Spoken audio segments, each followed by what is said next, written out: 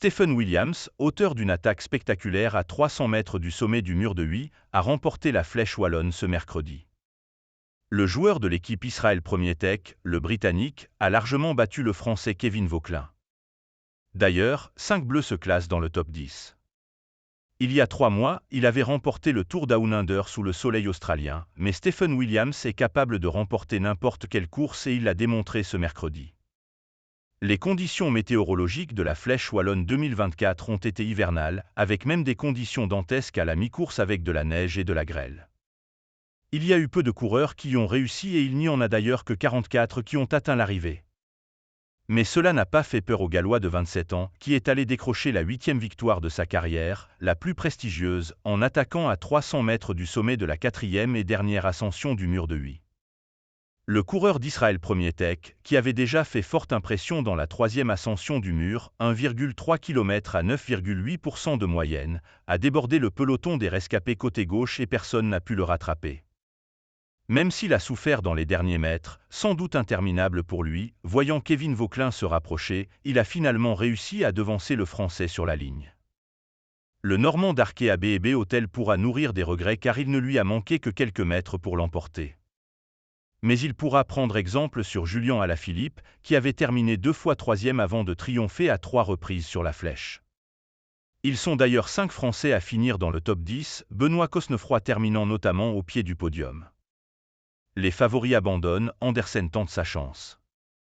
Cette édition de la Flèche wallonne s'annonçait très ouverte, avec seulement 2 anciens vainqueurs au départ, Mark Hirschi, 2020, et Dylan Tun, 2022.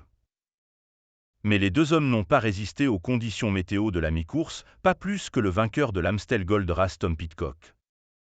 Aucun des 3 n'a fini la course, pas plus que Juan Ayuso, Joao Almeida, Mathias Kielmose, David Gaudu ou Michael Matthews d'ailleurs. L'échappée matinale a été composée de Lilian Calmejane, Intermarché Wanty, Alan Joussom, Total Energies, James Wollan, Q.365, Igor Chan, Astana, Johan Min, Bengoal WB et Txomin Juaristi, Euskaltel Euskadi, partis dans les premiers kilomètres et qui ont compté jusqu'à 4,40 d'avance. Ils ont été repris les uns après les autres et l'échappée s'est terminée à 70 km de l'arrivée. C'est alors Søren Kragh Andersen qui est parti en solitaire pour 46 km, avant d'être repris à une douzaine de kilomètres de l'arrivée. Le peloton principal ne comptait alors plus que 31 coureurs et personne n'a tenté sa chance avant Stephen Williams, le grand vainqueur de cette Flèche wallonne.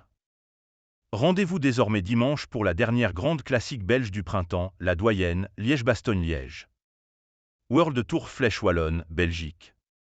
Classement final, Charleroi-Nuit, 198,6 km, mercredi 17 avril 2024. 1 Stephen Williams, GBR Israel Premier Tech, en 4H40-24. 2 Kevin Vauquelin, FRA/RKB NB Hotels MT.